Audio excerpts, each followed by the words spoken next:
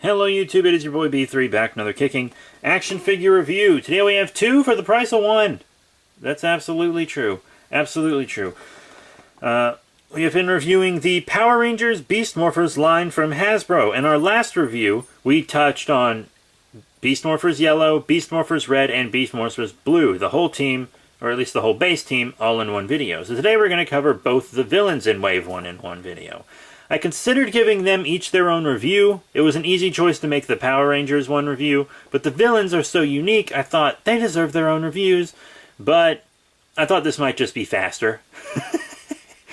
I've seen a lot of people on YouTube making reviews of these together. Long's Toys, which is a review channel that I watch a lot, did the whole wave as one, and I was going to do that, but I decided to separate them into two videos. So, Cybervillain Blaze, here on the left, is kind of our main field villain for the show. And then we have the Tronic here on the right, which is the grunt. You know, the Power Rangers always fight several of them at once.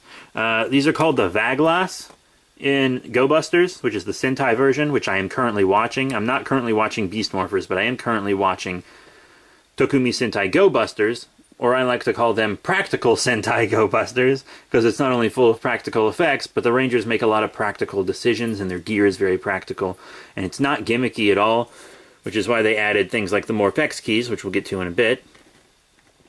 And then, the Cybervillain Blaze here is not in the Sentai yet. He might be in the Sentai, but I get the feeling he's either a movie villain or a form that Enter takes down the road. Enter is kind of the main field villain in Takumi Sentai Go-Busters. Don't spoil it for me. If he's a, if he's a Power Rangers only design, that's really cool. But if he's not, that's also really cool. I haven't heard because I've only watched one review of these, just the Long's Toys one, and he didn't say. Normally he does say, but he didn't say. So, yeah, first let's take a look at the Tronic, right? The grunt. So he's pretty cool, fully painted on the back. For a $10 figure to be fully painted on the back these days, that's pretty impressive. That's pretty impressive, See, he's got his rivets. The belt's painted all the way around. He just looks great. I like this big kind of shield thing he has going on. It looks really nice. Rivets, belt. He looks good. He looks good. I love that head sculpt. It's painted well. He's awesome. Articulation. Well, I guess it's not a he or a she. Side to side on the head. Up and down on the head. You get a little wobble on the head. I thought the collar might hinder a little, but the collar doesn't really hinder much at all. You can't go much further to the side than that, but do you really need to go much further to the side than that? I don't think so. No waist or ab or anything. $10 figure. In and out on the arms. This doesn't hinder on the in and out. It does hinder a tiny bit on the forward and back, but not much. I mean, you can still get the arms to come forward all the way, so it's fine. Elbow bend, elbow rotation. Nothing on the wrists, sadly. I kind of like wrist articulation, but since you can turn the elbow like that, it's not so bad. Forward and back on the legs. He goes back all the way. He doesn't have a butt blocking him like the Red and Blue Ranger do, because the Red and Blue Ranger can't kick back like this. The Yellow Ranger can. Her skirt hinders a little, but the Red and Blue can't kick back like this. So that's nice that he can kick back like that. However, his legs do not have in and out. All three of the Rangers have in and out on the legs, but the villains do not. And the reason for that, I think, forming a little hypothesis here, the reason that they don't have in and out on the legs is because the villains have much different designs that are much more complicated and intricate, so sculpting them costs more of the budget than it would sculpting a Ranger. And also, when the Rangers get new forms and stuff, you can reuse lots of their parts, but what are you going to reuse this, chest part for? Another Vaglas? You don't need another Vaglas. Well, I mean, you might want to buy multiples of this Vaglas if you want, a Vaglas army, or just two, so you can have one on either side of Blaze. But I'm just going to have one. I don't need more than one. But yeah, he does have a knee bend and rotation on the knee as well. Nothing on the boot. And I think that's good articulation for a $10 figure. $10 6-inch figure, that's pretty good articulation. And now we're going to touch on his accessories as well. He does come with a Morphers key. So if you want to activate Tronic powers, you can just stick this in your Morpher. I would show you the sounds it makes. However, I do not have the Morpher. The Walmart that's local to me, and by local I mean an hour away, doesn't have Power Ranger stuff yet. I only got these because they were in the Easter aisle. They were not in the toy aisle. It took me 3 weeks to find them. They were on the Easter aisle the whole time. And, you know, it's got different dots and stuff so that it can scan right. The Cybervillain keys look very different than the Ranger keys. You see, because I'll show you Yellow's Ranger key here. You see, the Rangers kind of have this more jagged design. They all kind of look like that, but the Cybervillains have this kind of pixelated design more on theirs. And then, of course, they have more unique backs than the Rangers do as well. So that's pretty cool. And say you're a kid who gets these, but can't afford the Morpher, or their parents won't buy them the Morpher or something like that. Oh, that's too bad. What are you going to use the key for? I'll tell you what you're going to use the key for. You're going to put it on its arm. It comes with this part that just snaps on to the arm. So the Tronic can use it as like a big blade. And that's cool. That adds such a new level of playability to the gimmick. Very smart, Hasbro. They really went all out on this line. And I think that's just because it's their first year with the license and they don't want to screw it up. But I mean, they've already blown what Bandai America was doing out of the water. Bandai America's gotten lazy on pretty much everything they have recently. So, kind of screw Bandai America. Bandai Japan still rocks, though. So yeah, that's really cool that that can snap on that way. So I'm going to put that with my Morphex key collection over there. And he also comes with his main accessories. In Go-Busters, you pretty much never see the Vaglass without these, and I'm sure the Tronic are always holding them as well. These blade guns. You know, they're blades, but you can fire lasers out here, and they're pretty cool weapons, one for each hand. And you know what? Hasbro didn't have to paint these. If they would have just given them to us fully in this color, I don't think I would have even complained. I'm not even sure I would have even noticed. But they painted the handles up anyway, even gave them that little red line. Hasbro's trying hard. They're like, look how much better than Bandai we are, everybody. We're trying so hard.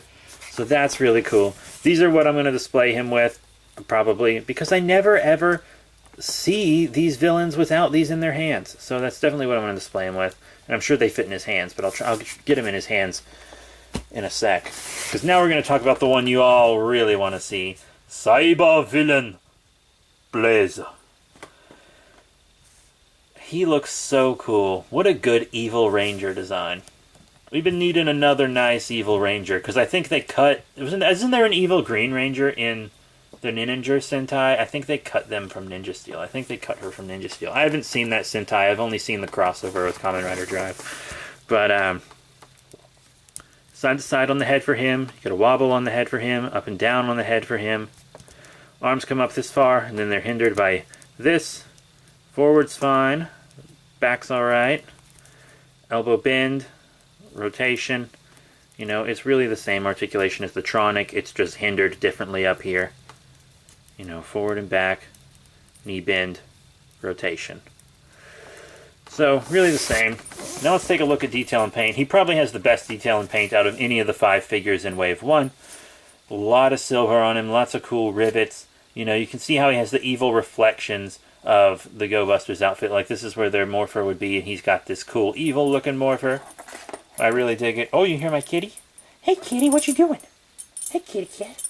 Oh, she likes to sit in my lap while I make the reviews. But he's got that. It looks nice. This head sculpt is insane. Oh, my gosh. It looks so good. It's painted so well. Beautiful. Fully painted on the back. Fantastic. He looks great. You can't argue he looks good. He looks really good. I really like him, dude. Alright, he comes with accessories as well. Like his own Morphex key. His looks almost more like a dinosaur or a crocodilian or something. But I feel like he's also kind of a mammal, like a big cat or something. I don't know. Once again, not watching Beast Morphers. But I am watching the Sentai. And then I'll watch Beast Morphers after the Sentai. So, that's pretty cool. You know, it folds in and everything. And, of course, with him as well. Pops right on the arm. Ghostbusters ready go, am I right? Looks good. Looks very good. I really like the idea of these as weapons on the toys. I think that's very smart of Hasbro. Really inclusive of the gimmick. And then he has his own couple of weapons as well. He has this sword that's only for him. All three of the Beast Morphers Rangers come with the same sword, and then they each have a unique weapon as well, which is really smart. But his sword is a unique weapon. Pretty cool. I like it a lot. This is probably what I'll display him with.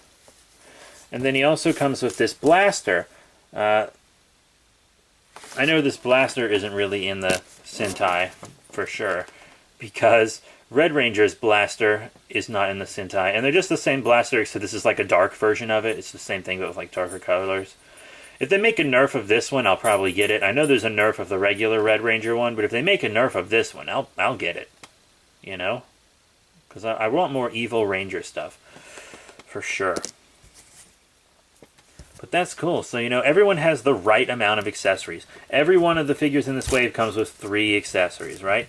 The Vaglass, or not Vaglass, sorry, the Tronic. The Tronic comes with his 2 blade blasting weapons and his Morph-X key. Blaze comes with his sword, his blaster, and his Morph-X key. And then each of the Rangers comes with a sword, a Morph-X key, and then Blue has the gun and sword combined. Red has his unique blaster, and Yellow has the basic blaster. And you can swap some of those weapons around too. So now let's do size comparisons. I am very excited to do some size comparisons with you guys. We are going to compare them with a male and female Ranger. No point in comparing them with both male Rangers because they have the same sculpts, just different heads and paint.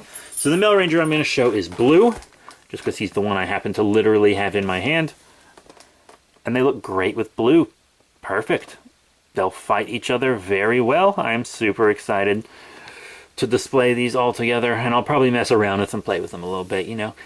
Any adult collector who opens their figures and claims not to play with them in some fashion is a straight up liar. They're a liar. They're absolutely a liar. You could even call making this video playing with them in a way. So here they are with the female mold, which is Go Buster Yellow. Sorry, Beast Morphers Yellow. And they look great with her too. She's tall. She's quite tall, which is really awesome. All right, come on, Jackrabbit. Now, how about we compare her with, or not her, how about we compare them with one of the Bandai Legacy 6-inch figures? Because this is kind of a 6-inch line. Here's the GameStop exclusive one of the more recent ones before the line ended. Armored Red Ranger, and as you can see, he's a little big for them. Maybe the Tronic would be okay with him, but not Cybervillain Blaze, you know? So obviously they're going to be in the front of my 6-inch Ranger display, and these guys will be closer to the back. They're actually in the middle, because before this line started, there were some other kind of 7-inch ones that were like super buff that came with a ton of accessories. They were kind of weird. Now I'm going to show them with the Action Hero line, which was the smaller, like 4-inch line that Bandai America was doing. And here they are. Can you believe this figure was the same price as this figure? That's almost like hard to comprehend. I didn't realize how bad these were until these came out, dude. I really didn't, man. But yeah, this is the evil Red Ranger, like robot clone thing from the 25th anniversary special. I kind of wish they would have made a Dino Thunder one. Maybe we'll get one in the Black Series. I think the Black Series should do every Ranger ever. Good, bad, evil, every form. All of them. All of them. I said bad and evil, but whatever. And I want to show one more figure. I would show a Sentai Hero Series figure from Japan. But all the Sentai Hero Series figures I own have not arrived in the mail yet. So I can't actually show them to you. But I do have plenty of Rider Hero Series figures, and they are the same exact size. Plus, I kind of wanted to show a common Rider with them anyways. So here is the Rider Hero Series Zeo, Kamen Rider Zeo, Fornsei armor. So Geo here, Also a little big for them. Perfect for the Lightning series, but a little big for them. This is like a $6 figure. So, that's that. Space time. Space guitar. Space guitar! So, what are my final thoughts on the Power Rangers Beast Morphers Wave 1 Cybervillain Blaze and Tronic? I love them, dude.